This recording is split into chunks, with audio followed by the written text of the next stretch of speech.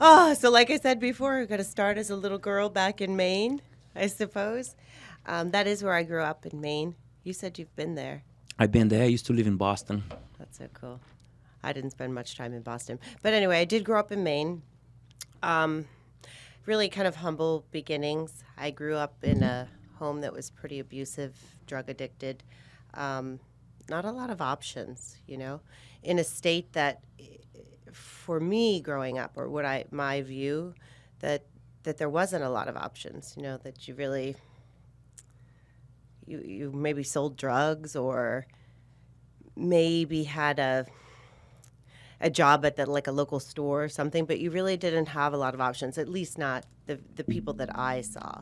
Um, and I got pregnant at 16. I had a baby at 17, dropped out of high school. So certainly my path was right there, in line with everyone else. But um, having baby kind of made you go, wait a second, right? I don't want her to have the same things or lack thereof that I had.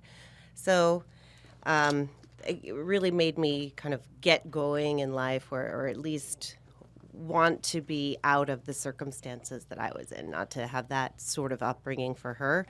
But I had another baby by the time I'm 19. I'm married, and then getting a divorce in my early 20s. So, I mean, it really was kind of stacked against me in those regards.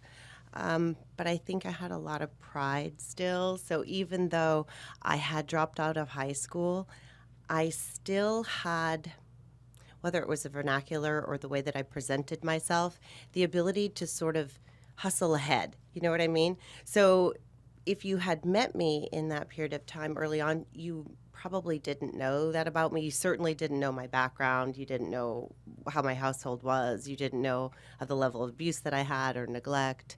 I Did you hid have those things. brothers? I do now. As growing up, I was alone. My brother, I'm 15 years older, and then I have a sister, I'm 19 years older. So I didn't really grow up with them in the household. Um, and again, I had my own child, and that really caused me to leave. I mean, I left in the middle of the night after a pretty bad incident in my house, just feeling like I'm going to die here and my kid's going to end up here, and that was it. So, that kind of like projected me out. But, fast forward, I'm in Minnesota, I have 2 kids, I'm getting a divorce.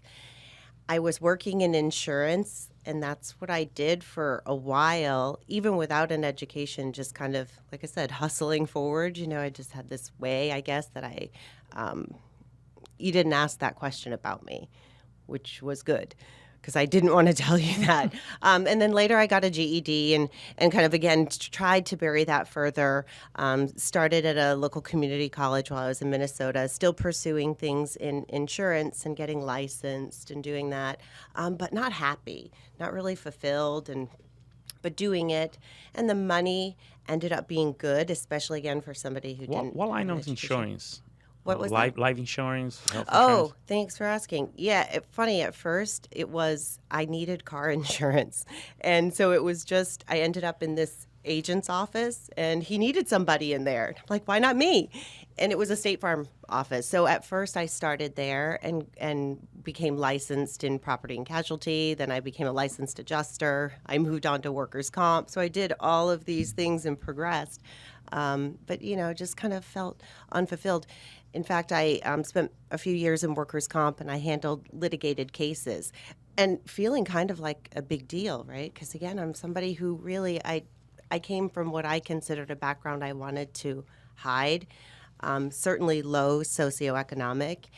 Um, so to be in a position where I had like an office with a door, I felt good, right? But still, again, kind of like, Wasn't you? yeah, I wasn't, well, in hiding some things too, Um, but I became kind of inspired because one of my offices at a time later in life overlooked a beauty school.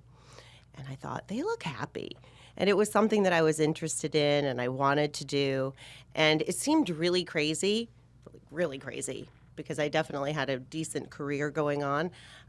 But I quit my job. I gave a month's notice and just said and I didn't even want to be upfront with them because it felt like it was so in line kind of with where I had come from. It almost felt like a step backwards, right? Like, I'm going to go to beauty school. Like, I'm going to snap bubble gum, right? And be like, you know, What it year just, was that? let me think. It would have been 97.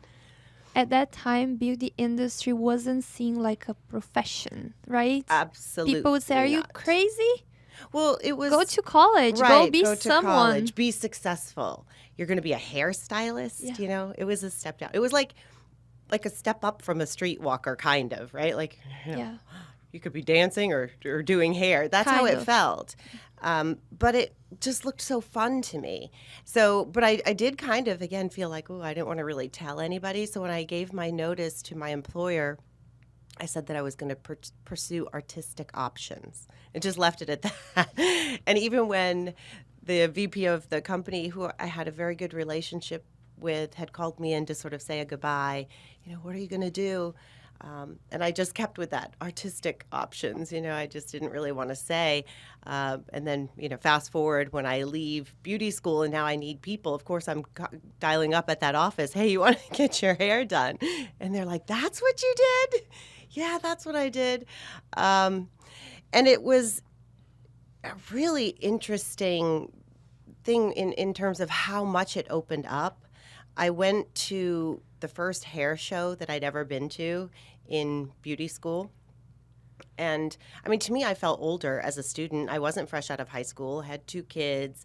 And even though my age wasn't that far away from them chronologically, it was life-wise so far away.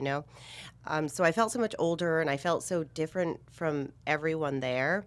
But I joined on this little tour bus that they had, and I go to my first beauty show, and we went to Boston. And I just remember feeling like I was at a rock concert.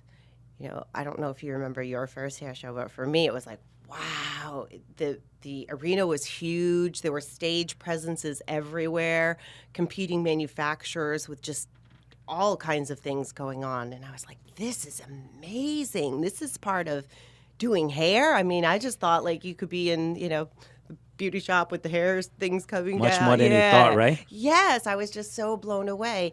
And that really opened up my eyes for me, that it wasn't just you had to go stand behind the chair or you were limited, that there was so much more.